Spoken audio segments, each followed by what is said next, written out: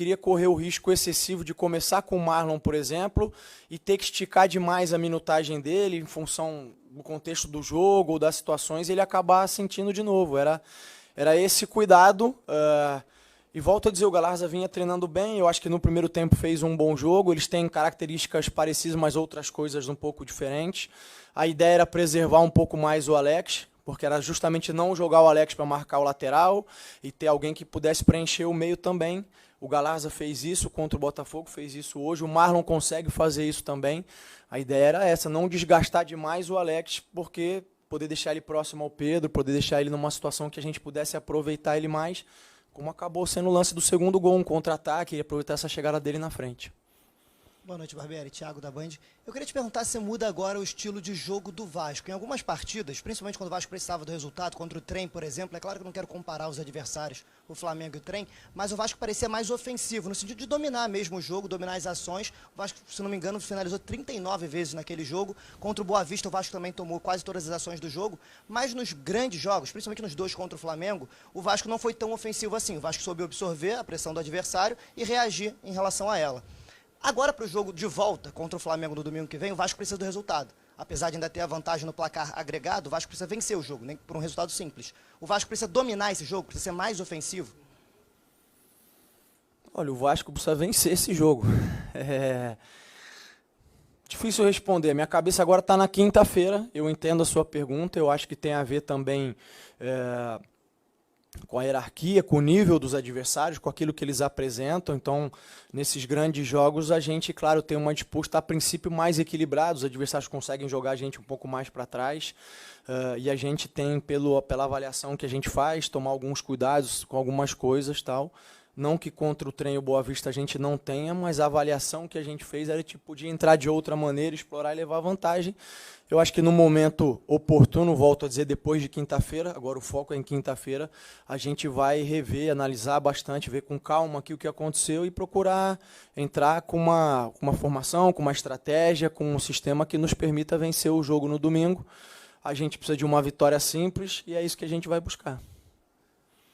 Boa noite, Maicon Ribas aqui do Sport Ribas e Cariocado. Eu gostaria de saber de você, o Vasco chegou a fazer um bom jogo, equilibrou o jogo com o Flamengo, apesar de ele saiu na frente, acabou tendo o empate. Mas gostaria de saber de você o que foi primordial ali naquele lance do erro de passe. Aquilo ali já é uma orientação sua de sair jogando ele dentro da área. O que esse lance afetou no resultado e na reação da equipe? E como que foi a reação do Capasso depois da partida? Ele chegou a ter alguma reação estranha, alguma coisa aconteceu por ele ter errado aquele passe ali? O que esse lance pode ter interferido na partida, já que o Vasco estava até bem? Eu acho que o lance interferiu porque acabou sendo um lance decisivo. A ideia não é que a gente saia jogando sobre qualquer risco, né? É claro que a gente também não pode abrir mão e só sair jogando longo, tal. O Flamengo tinha uma maneira de marcar que oferecia alguns espaços, não era esse espaço, a gente acha que o Capasso acabou tomando uma decisão errada. Eu não conversei com ele agora depois do jogo, eu vi que ele sentiu bastante no momento, e o que eu fiz foi pedir tranquilidade à equipe, por isso, pela questão que eu já citei, são 180 minutos, a gente não podia era se desequilibrar ou se desestabilizar emocionalmente, né, e sair com tudo e jogar tudo por água abaixo. Tanto é que eu acho que a gente volta mais equilibrado, consegue o gol de empate, e acaba tomando um gol numa bola parada. Eu acho até no final, pelas mudanças que eu fiz, o Flamengo até acabou criando mais oportunidades, a gente acabou se expondo um pouquinho. Poderia até ter sido diferente o resultado. Mas em relação ao Capasso, eu acho que depois do lance que a gente veio no intervalo convertou, eu acho até que ele voltou bem, ele foi importante em muitos momentos, cortes que ele fez, disputa aérea, eu acho que ele se comportou bem. Agora, o que de fato aconteceu é que acabou sendo um lance determinante pelo resultado, né? Barbieri, boa noite, tudo bem? Dieguinho do canal Futebolaço. O Vasco vai ter 3 jogos no intervalo de 7 dias.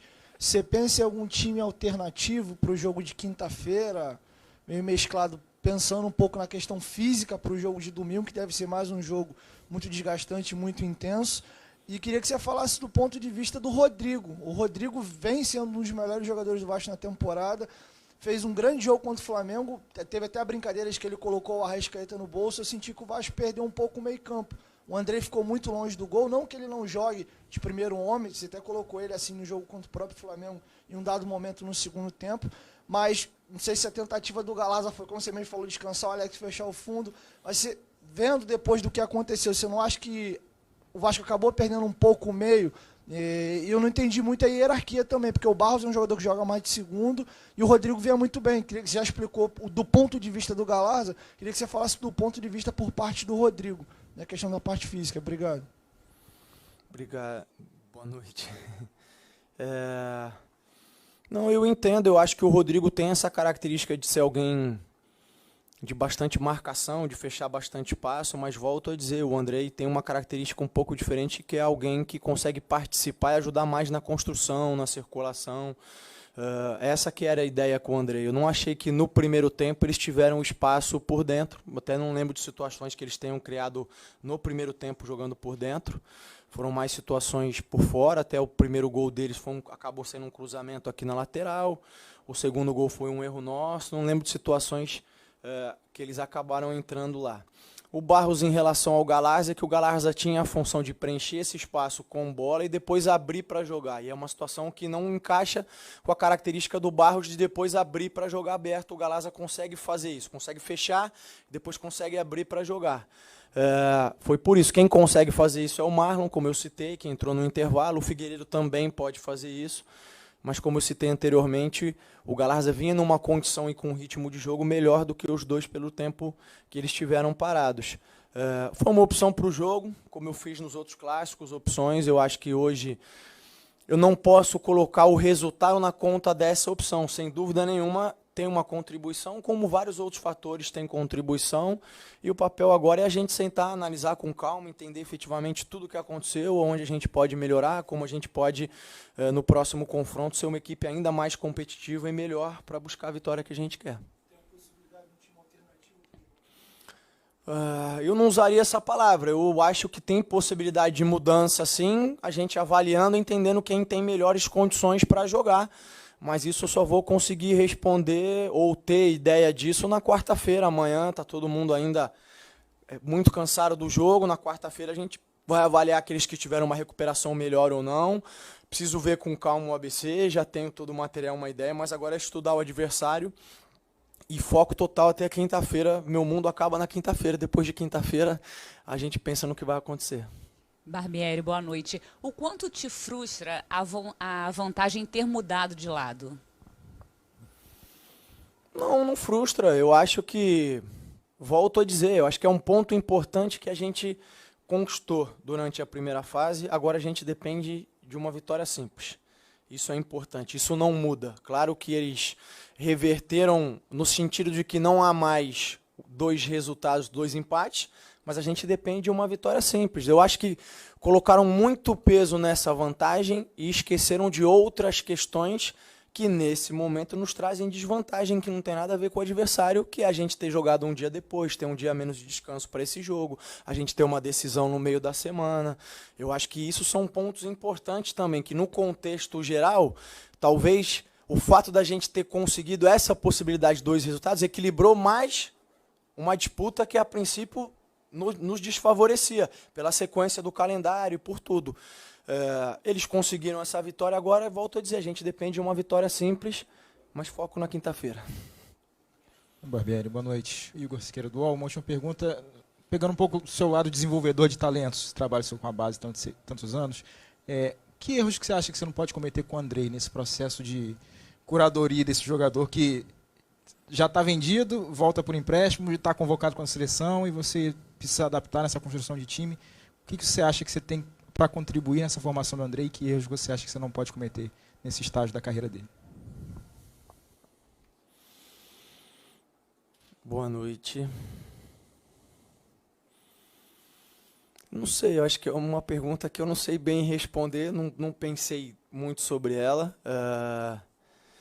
O Andrei é um jogador jovem, e o que vai ajudar no desenvolvimento dele, o que vai calejar, o que vai possibilitar que ele seja um jogador cada vez melhor, para o Vasco nesse momento e para o clube dele no futuro são essas experiências como a de hoje, jogar. O que eu posso contribuir com ele são as orientações que eu vou dar em relação a posicionamento, em relação à maneira de jogar, de entender a marcação, que espaço ocupar. Pode ser que eventualmente no futuro clube dele lá no Chelsea ele possa encontrar uma outra maneira de jogar, mas ele vai chegar um jogador mais preparado, isso eu não tenho dúvida. Porque ele vem de um processo de ter jogado uma Série B que foi extremamente desgastante, muita pressão pela maneira como foi, de ter que conquistar o acesso, e agora ele vem disputando competições num outro nível, não estou me referindo até ao campeonato regional, mas Copa do Brasil e a Série A e tudo mais, o enfrentamento como uma equipe como a do Flamengo, tudo isso vai fazer com que ele cresça. Eu acho que não tem erros que eu não possa cometer ou que o Andrei não possa cometer, né? Aliás, eu acho que esse é um ponto que a gente acaba conversando muito pouco. Infelizmente, os erros fazem parte do processo de crescimento. Eles estão aí, eles vão acontecer, eles são inevitáveis, né? E a questão não é se eles vão acontecer, a questão é o que nós vamos fazer quando eles acontecem. Se a gente usar como forma de aprendizado, como situações para ser ainda melhor, para se desenvolver, para crescer, para evoluir, os erros vão ser importantíssimos, né? E mesmo a gente não querendo que eles apareçam. Então é isso, faz parte. Eu acho que talvez hoje a gente tenha cometido erros que a gente não cometeu nos jogos anteriores, como foi o gol de bola parada que eu falei. A gente tem que melhorar, tem que crescer, tem que evoluir para no próximo jogo ser ainda melhor e buscar a classificação.